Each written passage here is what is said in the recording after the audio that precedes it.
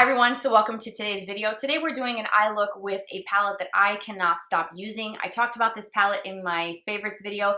I will link that video for you if you haven't seen my current favorites, but today's eye look is, again, with the Natasha Denona I Need a Nude palette. I mentioned this in my favorites. I absolutely adore this palette. I did a video when this palette arrived in the mail and I could not wait to put this on my eyes and try it out, share my thoughts. So I did that video. I will link that too if you haven't seen it. I wanted to do another look with this palette because this is such a great palette. I just can't. I love this palette. It makes me so happy. Every time I open this palette, I just get so excited because every single color in here works. They blend well. The pigmentation is on another level. I haven't been disappointed at all with any look that I've created with this palette. She truly has done something really spectacular with this palette. And to be honest with you, her formula is always right up there as one of my favorites, and I'm never really disappointed with any of her products and any look that I create using Natasha Denona formula. It's really a dependable, reliable brand when it comes to their eyeshadows, and so I just truly love this palette so much that I had to do another look, a second tutorial using it. I used this for my birthday weekend over Labor Day weekend, and I just love it. I will be using this when we take our family photos now that our youngest has just turned a year. I feel like it's time to do our family portraits, and this is the palette that I'm going to use for my makeup that day because just look at it. It's so beautiful. So today I did mostly cool tones. I did a little bit of warmth in the crease, just a tiny bit, some sparkle and some coolness on the lids. If you want to see how I did this look today, then just keep watching. So I'm applying the shade called Fair all over my lids, which is the lightest shade here. It is matte, and I'm applying that all over my lid, all the way up to my brow bone to set my Painterly paint pot that I applied off camera. That's what I use to prep my lids before eyeshadow every day. And then the Fair shade kind of sets that so that nothing kind of sticks, and I'm able to easily blend, if I can talk today, my eyeshadow. So I'm going to start with my crease. I'm going to pick up a crease brush, and I'm going to start with the shade called Wit, which is the lightest peach shade. So that's Wit right here, this shade here. And that's going to go into my crease.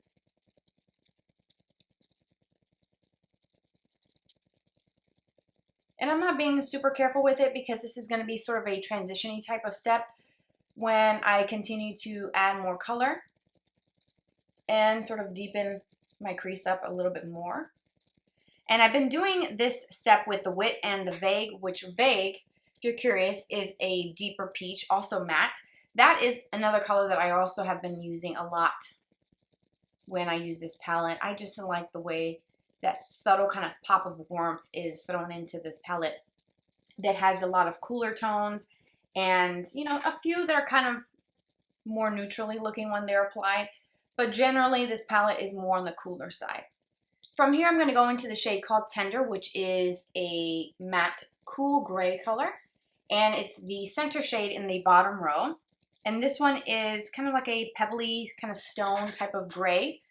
And I'm going to add that to my natural crease area, sticking most of the color on this outer part of my eye, and then blending in my natural crease whatever is left on my brush.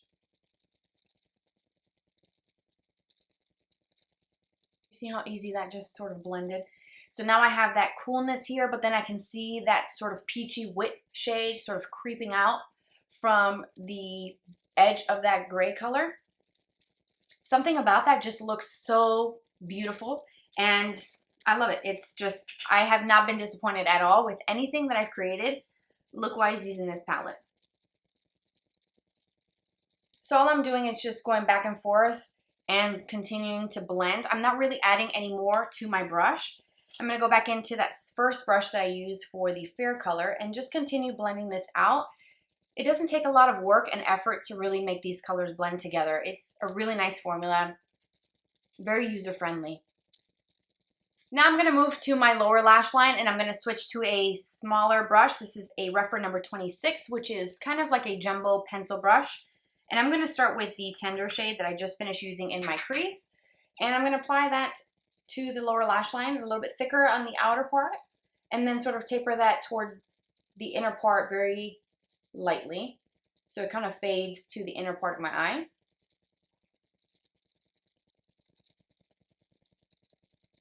And I am applying this color pretty heavily just because I want it to be very smoky and a little bit thicker on this lower lash line. So I'm applying quite a bit of product. I'm going to wipe off my brush, and then I'm going to go back into the Wit shade, which is that soft peach. And I'm going to go underneath where that color ends, and I'm just going to continue fading and blending that out. Basically to mimic what I've done on my upper crease, I want that same effect on my lower lash line.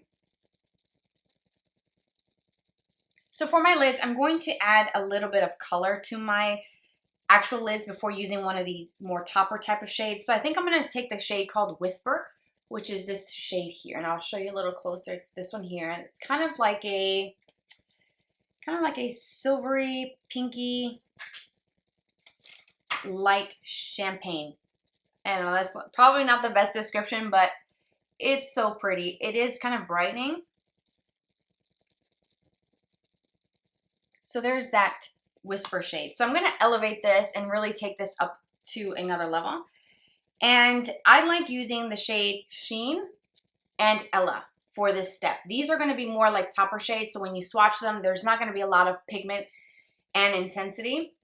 So they're going to be just more sheer, but very sparkly. So I think I want to take a little bit of the Mia shade, and I'm going to use the same brush that I used to apply Whisper. I'm going to load up my brush, and I'm going to use my iconic London Prep Set and Glow. It's got a little ball in there, and you just shake it up, and it becomes like a shimmery setting spray. And I'm going to spray my brush after I've applied the product to my brush. I'm going to tap this right over that Whisper shade, and it's going to give me the sparkle and a little bit more brightness because Ella has a soft kind of pink undertone to it. And I'm going to get that sparkle right over the top. And it's just so pretty.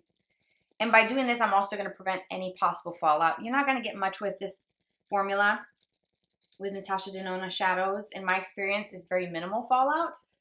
But it's something to note that when you use like glittery topper shades, it can happen.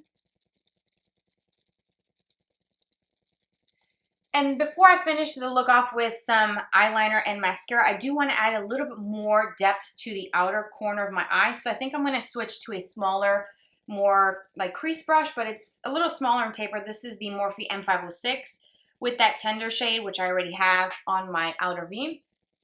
And I'm going to sort of press that right on this outer corner.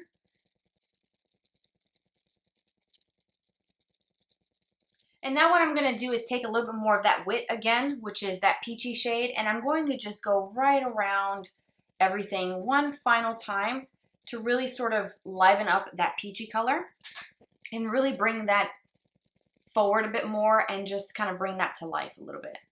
And I'm going to just kind of swing down the lower lash line with the same brush. And I'm using just the tiniest bit of product here. I'm not really loading up my brush too much at this point. So the last step for this eye look is eyeliner and mascara. I'm using a liquid liner and my Pillow Talk mascara. I'm going to apply those off camera, and then I'll be back to show you the full completed eye look. And that's it. That's the completed eye look. I did the liquid liner, which is brown from the NYX brand. This is the Epic Ink Liner. I absolutely love this eyeliner, and I talked about it in my favorites. I just love the tone of the brown, how easy it is to use, how well it applies, and how well it lasts throughout the day. It doesn't flake. It stays just as intense as I have it now as it will when I take it off 10 hours from now when I go to bed super late at night. This will stay on and not flake, fade, budge. It's perfect. And then of course my Pillow Talk mascara is always a favorite of mine, and that is the entire look. So I just love the way everything turned out. The complexion, you'll see it in a separate video. That's going to be the first portion of this kind of two-part series that I'm doing with my favorites.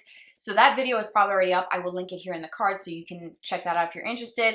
And the lip combo as well is part of that first video, so I will have it listed for you below. But I hope you enjoyed this video. I hope I gave you some ideas of how to use this palette and another look with it. As I mentioned in the beginning of the intro, I did a video already on this, like a first impressions and a look, and I can't stop using this, and you will see this again. It's not going to be the last time you see a video dedicated to this palette because I think it's a gem in my collection, and I truly, truly love it. So that is it.